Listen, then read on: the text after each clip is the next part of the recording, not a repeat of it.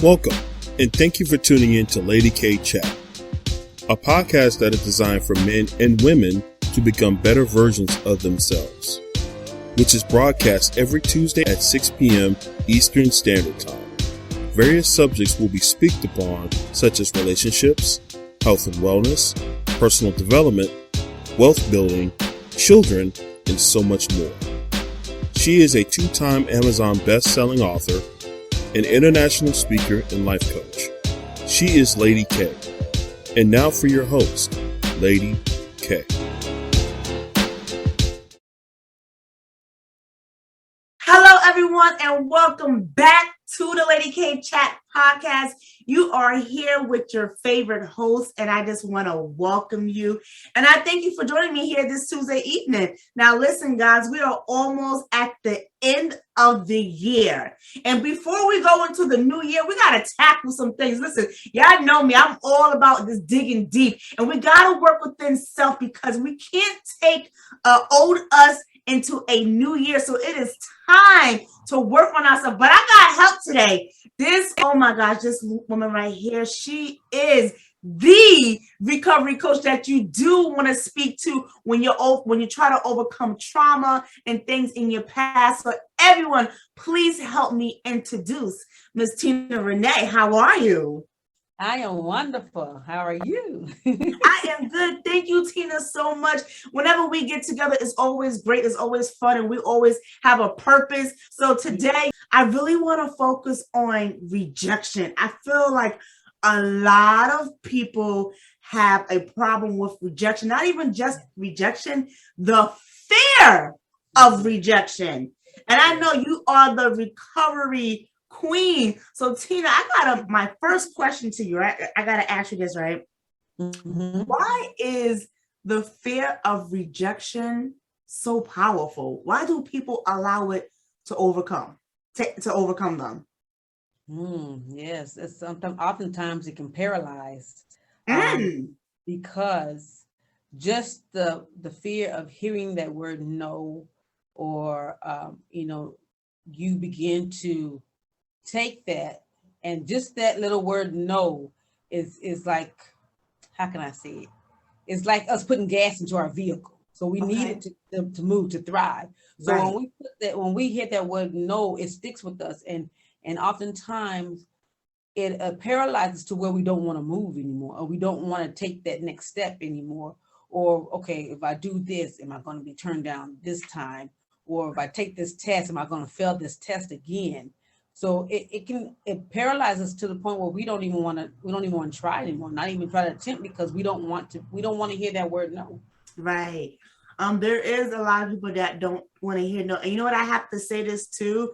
And it's just facts. I'm not downplaying nobody. They say the greatest person, who got the most, the income, they had to go through so many rejections to get to that level. That's I'm pretty sure everybody saw that show Shark Tank. There are some people there that don't even make it to the next stage, but at least they put themselves in position to even try, and what if that one thing that you wanted was around the corner, but then you gave up, So this is why I said, they need to see people like us, even though people might say, oh, you guys are strong, you guys are great. But guess what? In order for us to get to this place, we had to go through some stuff. So Tina, I want to ask you, would you mind sharing something that you was afraid of that you was able to overcome? Actually, and I'm not the only one that experienced this, afraid of being alone. It took me some time to get to where I am now. Because when I was afraid to be alone, I would get into toxic relationships, even though I didn't need to be in those relationships. But because I was afraid to go to bed at night by myself, so I would put myself in those situations, which ended up, being a dead end road. But a lot of times, when I was alone, even though you can have somebody in the house, but you still can be alone. You can still be married and still be alone. Yes. So it's just the interaction of having somebody there. I could say it paralyzed me because I didn't want to be alone. So I would find myself crying at night, because I didn't want to be by myself. But as I grew older and as I matured, then I realized who I was. I realized my worth. And that's a lot of times sometimes we don't know our worth. Right. We don't know who we are as a person. When people ask you, who are you? A lot of times people always want to jump to the titles. Well, I'm mom, Right. I'm a doctor, I'm an attorney. Okay, yes, those are your titles. We're not taking those away. But who are you besides those titles? Right. Because at the end of the day, when you pass on, you can't take those titles with you. So, Right. and a lot of people get caught up in that. Who am I? I don't. But and you know what, Tina? A lot of people don't even know who they are. Like you said, when you ask them who they are, like you said, they would associate themselves with the title. But then when you start asking people, what are some of the things that you like? What are some of the things that you enjoy? If you have this alone time, what would you do? They don't know. And it's kind of interesting as you was sharing your story. I'm like the complete opposite. Like I was okay being by myself. My cousin, she used to always make fun of me for going places by myself, but I truly enjoyed it because I got to know me, some of the things that I like, some of the things that I didn't like. And, and I used to come back to her. I said, well, you know what? You make fun of me that I go places by myself. I said, but you yourself, every time I tell you to go somewhere by yourself, you always include your husband and your son. Why do you do that? And she said, I don't like being alone. And I'm going to be honest with you. I just think she don't want to face herself. And that's a lot of people's issue. They don't want to face themselves, but they don't understand that they are hindering themselves, because I feel that God has something greater for you, but we stop ourselves. Oh, yes. Yes. We are our biggest roadblock. Yes. Yes, he said, I have gave you this. I have gave you the abundance. I have gave you everything that you wanted. It is there. You just have to put yourself in position. But I understand too, we also have to take the baby steps to get there, So now with you, I want to talk about what are some of the baby steps can we guide people to get over the fear of rejection, Tina? First of all, they need to forgive themselves. And a lot of times people say they don't want to forgive that person because that person did X, Y, and Z to them. But they don't realize that the forgiveness is really not for the other person, it's for themselves. Absolutely. In order for us to heal and to move forward, we have to admit that there was a problem. We have to admit, okay, yes, it's okay to make mistakes, it's okay to make bad choices, but just don't stay there in that place. But when you admit it, forgive, and then we can work through the recovery process.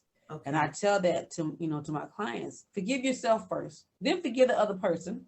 Yeah. Okay. Just because I tell you to forgive the other person, I'm not telling you to go have another relationship with that person. I'm not telling you to go and have a conversation with that person. What I'm telling you is to release. Yes. When you release that individual, they no longer have control of you. But as long as you hold on to that unforgiveness, that person can treat you like a puppet. And, whenever they draw that string, or however they move it, you're moving right along with that string. But when you cut that string, they can no longer move you. They can no longer control your actions. They can no longer control your feelings. So that's the first step, in recovering, and the first step as getting over that first hurdle. And then we will gradually work into other things. And I would begin, as a coach, I would ask them, so what is your ultimate goal? What do you want to see at the finish line? Because everybody's got to cross that finish line. Right. So whatever they say, then I will implement it into their plan, and then we'll do our steps. Okay, we did that. Okay, so the next 30 days, I want you to work on giving yourself positive affirmations. I want to see, you can put Post-it notes on your bathroom window, but send yourself in the text message a positive affirmation. So begin to love who you are. Begin to accept who you are as a person, because everybody was created differently. Everybody doesn't have the same fingerprints. Everybody has different prints on their hands. When you do your fingerprint, there's no same fingerprints. Right. So to teach them that they are unique, that they are different, and it's okay to be different, but accept who you are, then begin to love who you are. And by doing that, is like you said, go out, take yourself out on a date.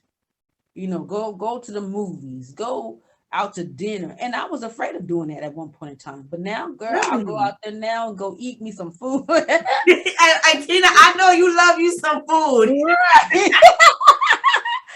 I gotta catch her Fat Girl Chronicles. Right. And it's okay, and we're laughing about it, but it can be somebody else to sit next to us. It can be a big hurdle for them to jump over. But right.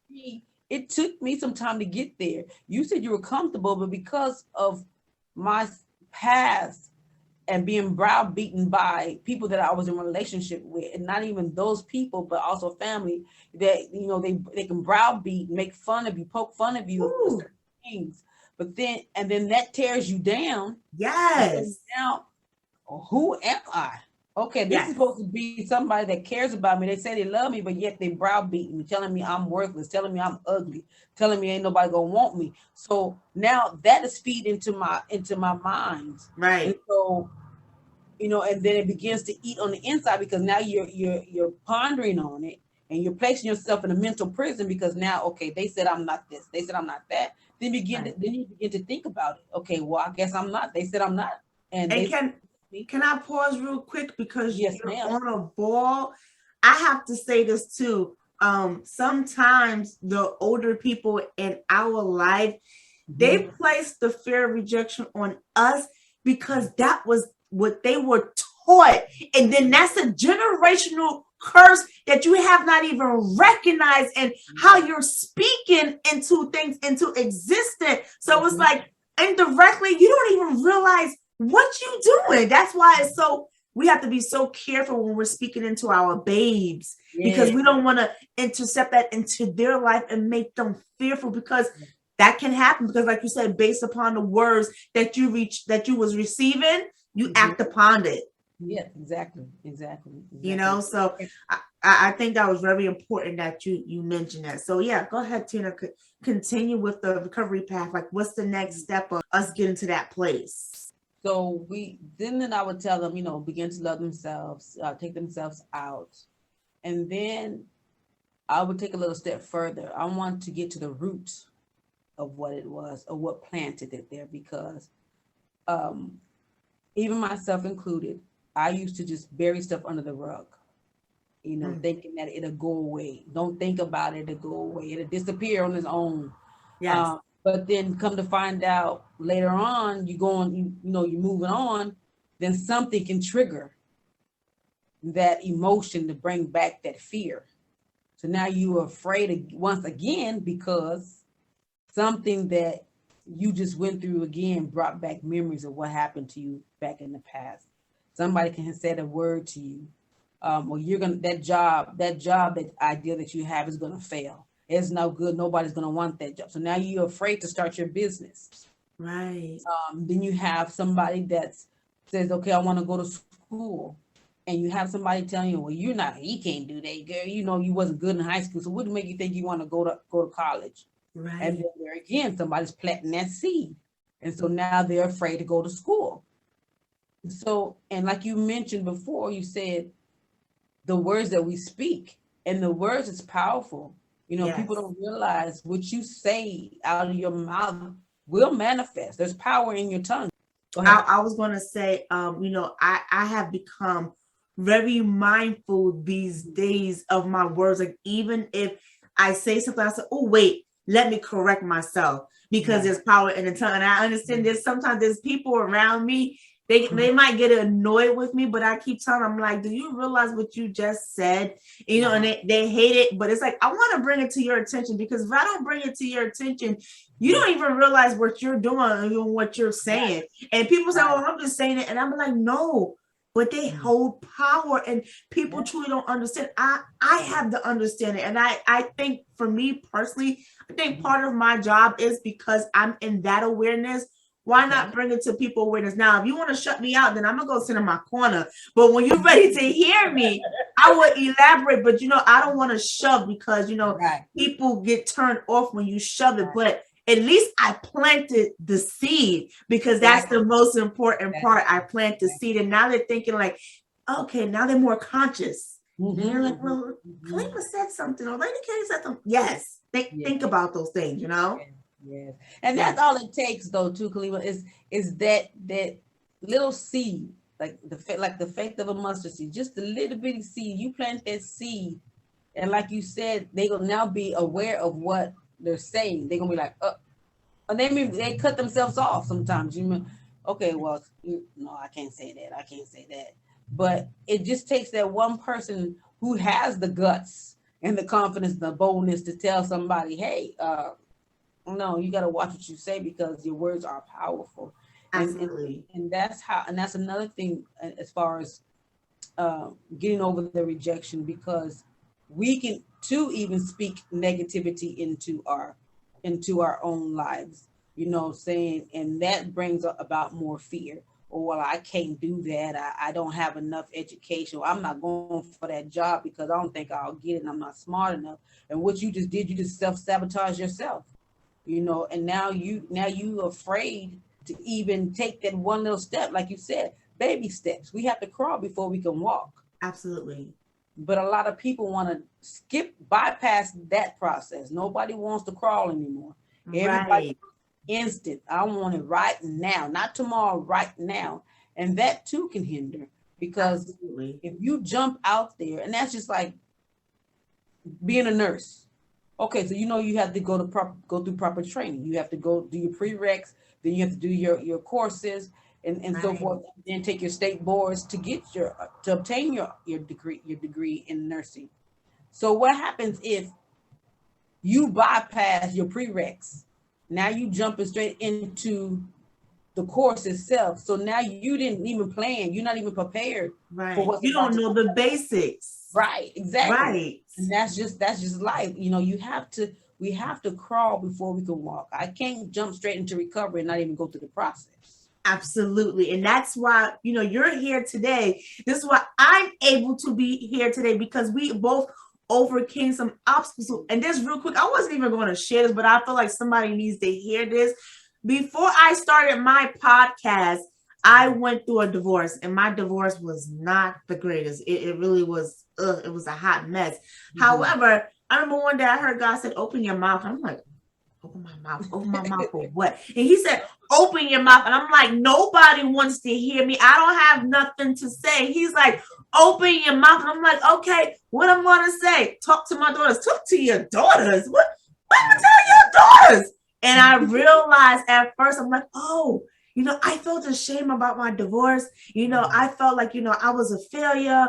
I felt again, here's me again coming a single mom all over again. But the great thing about that divorce is that I was able to stay in my home. Okay. And a lot of women have to change their zip codes because of a divorce. Right. 2, I was able to focus on me and get some healing. And 3, I was, like you said, Tina, I was able to take the baby steps, because at first I felt like I didn't have nothing to say. And now I'm here, and I'm trying to let these women know, listen, I have been there. I have done that.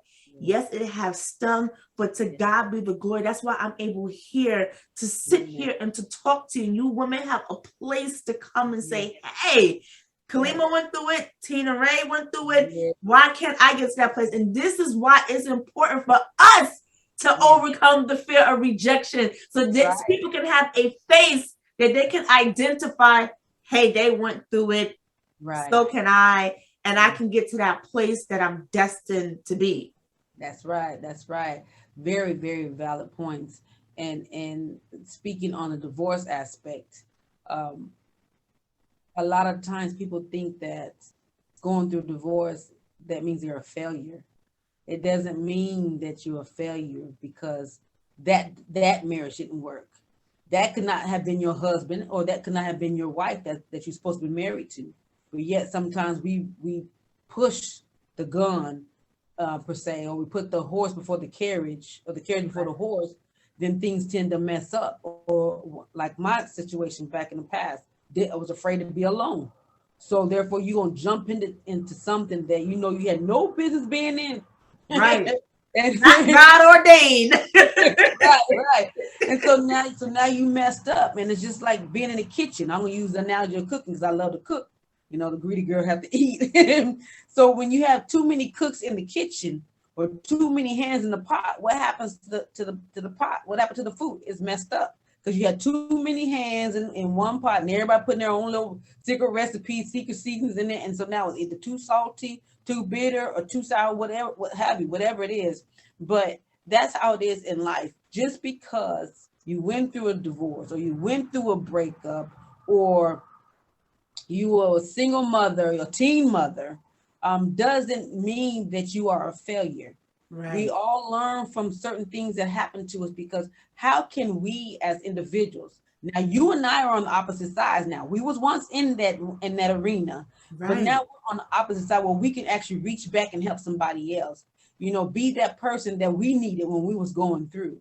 So when we go to speak to people, we can not only speak from the knowledge, we can speak from our experience, and then we can teach them and give them tools so that way they can be successful and heal properly.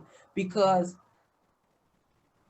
if you don't have the proper tools to build your house, how can you build a house? You know, we can slap things on top of slap boards on top of boards, studs on top of studs. But if we don't have those nuts and bolts put it in there, or those brackets holding it together, it's going to fall apart. Right. So if we don't have the proper training, the proper knowledge, and to help us get through our divorce, how can we build a healthy life? Right. You know, we'll end up bleeding on people. We end up leaving our DNA everywhere we walk. We're going to leave a piece of us. But if we take our time to heal properly, then we can move forward, and not only move forward in happiness, because, you know, a lot of people depend on other people to create their happiness for them. Yes. Woo. So that's a whole nother show, Tina. That's a whole nother show. Woo. Oh my God. Yes. So many, you know what? It's funny that you say this. I was having a conversation with someone yesterday, and I was listening to this person as they was talking. I said, you put so much expectation on other people, and you don't look within yourself. Right. And the person got quiet, and that's exactly what that person's problem was. They was projecting expectations on other people instead of seeking it from themselves. And then, Tina, also too, you said something that was so powerful about building the house, but I want to add to that. Before you can build a house, your foundation has to be solid. And you have to have a solid foundation. What does your foundation consist of? Because if it's weak, it will fall apart no matter how times you try to build it. So you got to ask yourself that. Now, I know I can speak for myself, and I can speak for Tina Rane. Our foundation is built on God. Well, okay. So it doesn't matter if we have a spouse or not. I honestly believe at this stage that we're at in our life, we will be okay. Amen. Amen. I don't want to speak for you, Tina, but I know you are a woman of God, and I know you stand on God. You be like, listen, God gonna find me the next thing. Until He do, I'm just gonna sit here and do what I need to do until He. You know what I'm trying to say? Right. Because I'm like going through. Because you know, oftentimes if we keep putting our hand on stuff, God can't do it the way He wants to do it. You know, we put our hand in things, and then things crash, things burn, you know, but when you allow God to move and you allow God to work it out, then you already know it's already done.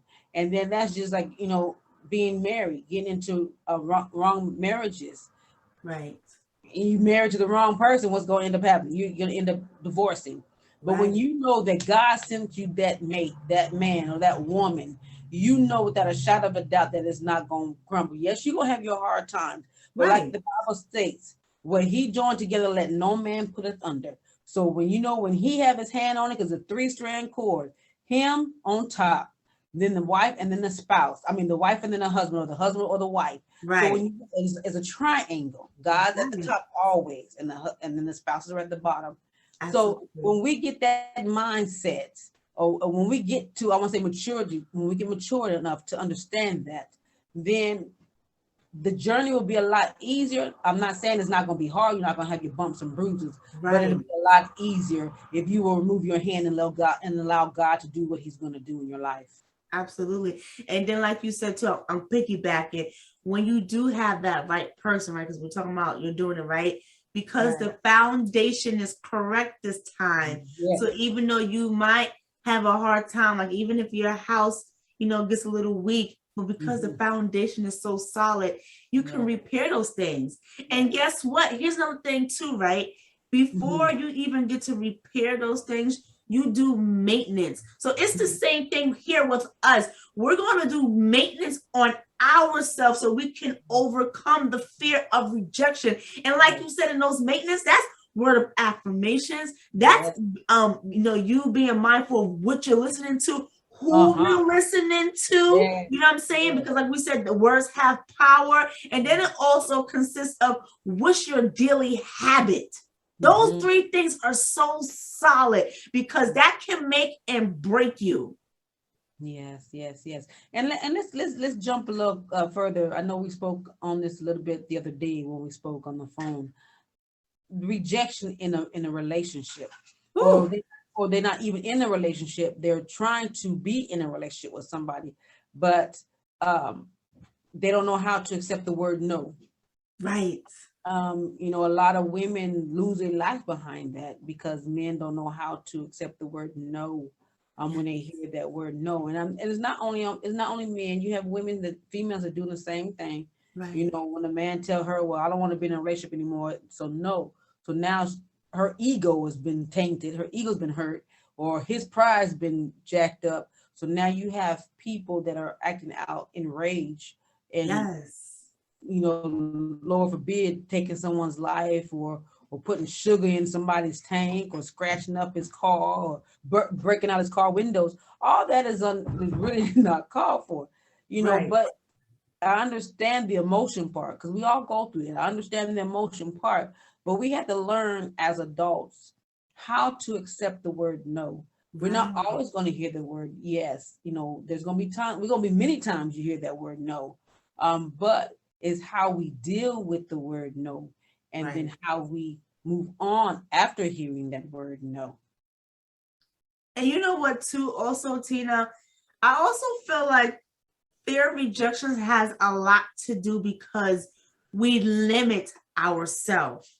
We think, because that was a no there, I can't see nothing past it. It's like, when I tell people there are billions of people on this earth, and you're going to let maybe 5 or 10 people, disencourage you?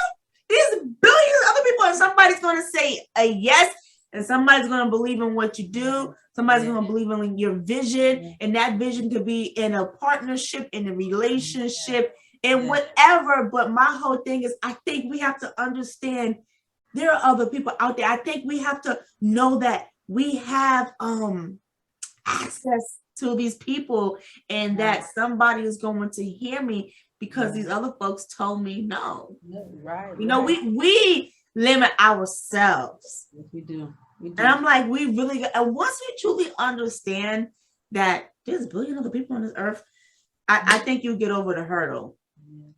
Think about how many times Oprah heard the word no. Right. Or Bill Gates heard the word no. Or the inventor who invented the peanut butter. Or, how many times have they heard the word no, but yet they kept going? And I know I listened to Steve Harvey. He had said something on one of his videos where there's 24 hours in a day. Now, he's talking about you sleeping 8 hours in a day. And you're wasting away 8 hours when you could be up working and working. And that's my point. You keep working. Those individuals, even though they heard that word no, they kept working. Right. Didn't stop. And I'm pretty sure they had sleepless nights as well, trying to get that to where they are now. They're Right. billionaires, So if there's somebody watching that is interested or wants to start a business, you're gonna have to work. You can't. Nobody's gonna put it in your lap. Nobody's gonna just say, "Here you go. Just go do what you're gonna do." You have to work it, and don't be afraid to work it. And don't be afraid to hear the word no, because Right. you're going to hear many no's. And just because you heard a no doesn't mean that you're a failure. It just means you push a little bit harder. And then when you keep Absolutely. pushing a little bit harder and you keep pushing harder, then eventually that door is going to open. Right. And when God opens that door, can't no man close. Absolutely. Tina, this is some good stuff right here. I'm appreciating this. But guess what, guys? We are running out of time. But if you love this and you like more, I definitely advise you to come back. You hit the like button, you share this, and you tell a friend, okay, and continue to follow us. But before we leave, Tina, let the folks know, how can they reach you? Yes, ma'am. You can follow me on Facebook at Coach Tina Rane, also on Instagram, Coach Tina Rane. You can visit my website at arisecoachingandconsulting.com. You can email me at Coach Tina Rane, and that's Rane is spelled Rane. Tina is the correct spelling, Tina, at gmail.com. Or you can call me at 949-7552. I had to remember that. Again, it is 469-949-7552. Thank you, Tina. I really do appreciate you coming up here, sharing with the people how we can overcome these fear of rejections. We are at the ending of the year and we have a new year ahead of us. So we want to start on a clean slate. So everyone, I really appreciate you being with me tonight. Like I said, continue to follow us and I will see you here next week at 6 p.m. Tuesday, Eastern Standard Time. Have a good night, everybody. Good night. Thank you for having me. You're welcome. Have a good night.